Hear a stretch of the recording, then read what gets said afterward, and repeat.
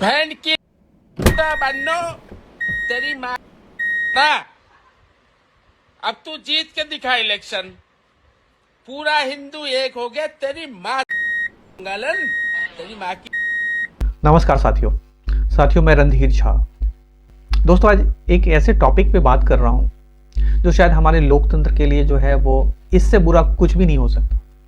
हाल ही में जब बिहार चुनाव का प्रचार प्रसार चल रहा था और हर पार्टी अपनी चुनाव प्रचार प्रसार में लगी थी, उस दौरान एक ऐसी घटना घटी थी। कांग्रेस के कार्यकर्ता ने नरेंद्र मोदी जी की माता जी के ऊपर कुछ टिप्पणी करी थी और एक बहुत बड़ा कैंपेन टाइप का चला था, मुहिम चला था कि मोदी जी की माता जी को किसी ने गाली दे दी, कांग्रेस पार्टी ने गाली दे दी। तमाम ऐसी चीज़ें चली थी जिसको लेकर के जो है वो न्यूज़ चैनल पे, टीवी चैनल पे जो है वो बहस का मुद्दा बन गया था।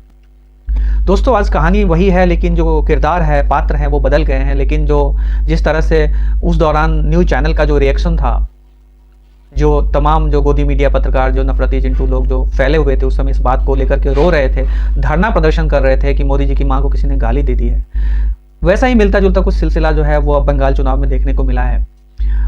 टीएमसी सांसद जो है अभिषेक ने अपने ट्विटर हैंडल से एक वीडियो शेयर किया है जिसमें एक युवक ने इस तरह की भाषा शैली का उपयोग किया है ममता बनर्जी को लेकर के। लगातार वो गाली बकता हुआ दिख रहा है, गाली देता हुआ दिख रहा है और गालियों की जो सीमा है वो तमाम सीमाएं लांघ चुका है। लेकिन इस बात पे जो है मीडिया में सुई बटा सन्नाटा है, कुछ नहीं, कोई कुछ नहीं बोलने को तैयार है। दोस्तों मैं आपसे पूछना चाहता हूं कि अगर हमारे स्वतंत्रता सेनानियों को इस बात का पता होता बहुत पहले कि हम जिस देश को आज़ाद कराने के लिए अपना खून बहा रहे हैं, अपना पसीना बहा रहे हैं, अपनी तमाम चीज़ों को कुर्बान कर रहे हैं, अगर उन्हें पता होता कि हमारा जो देश है इस तरह बनेगा आगे चल करके, तो मैं नहीं समझता हूँ कि कोई हमारे देश को आज़ाद कराने के लिए कि कोई भी इंसान जो है अपनी जो ऊर्जा लगाता, अपनी शक्ति लगाता, वो भी अपनी ज़िंदगी को बेहतर बनाने में लगे होते और शायद आज हम यहाँ खड़े नहीं होते।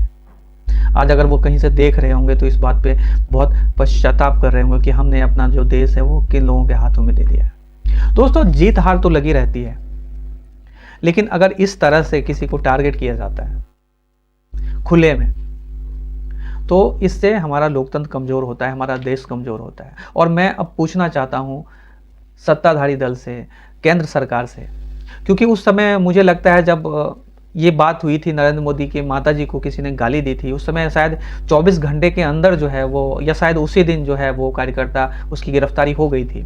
लेकिन ये जो गाली बक रहा है इंसान, ममता बनर्जी को सीधे तौर पे जो है वो आड़े हाथ लेकर के गालियां बके जा रहा है, इस इंसान का क्या होगा? क्या इस इंसान की जो है वो गिरफ्तारी हुई है? और अगर नहीं होती है तो इससे बड़ा सबूत कुछ नहीं होगा कि बीजेपी जो है चुनाव जीतने के लिए किस हद तक जा सकती है।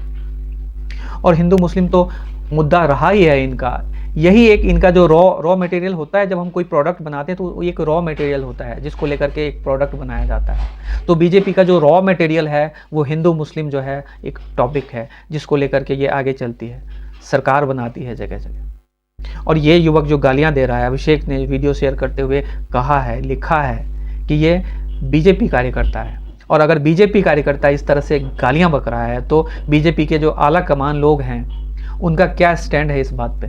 क्या इसकी गिरफ्तारी हुई है? और गिरफ्तारी हुई है तो किस धारा में इसकी गिरफ्तारी हुई है?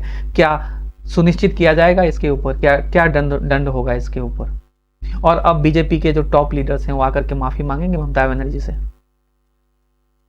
दोस्तों ये तमाम चीजें हैं जिसके बारे में जो है कोई मीडिया, जो टॉप मीडिया है, वो कोई बात करना नहीं चाहती। लेकिन अगर इस तरह का माहौल देश में बनेगा तो इससे लोकतंत्र हारेगा। और रही दूसरी बात कि अगर इस तरह की गालियां बकी जा रही है तो जैसा कि उस समय मोदी जी ने कहा था कि ये मोदी की मां की गाली नहीं, ये पूरे बिहार की महिलाओं के ऊपर गाली है, तो ठीक वैसा ही ये जो गाली दिया जा रहा है ममता बनर्जी को, ये ममता बनर्जी को गाली नहीं है, ये गाली पूरे बंगाल की महिलाओं के ऊपर गाली है।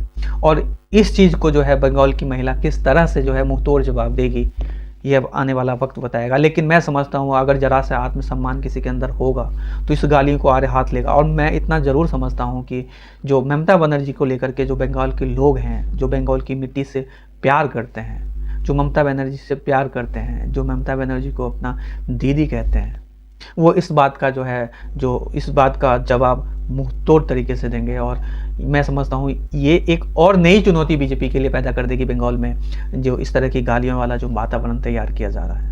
दोस्तों, इस बारे में आपकी क्या राय है कमेंट करके जरूर बताइएगा। वीडियो को साझा करिएगा और आपकी जो भी राय है उसका स्वागत रहेगा। बहुत बहुत धन्यवाद।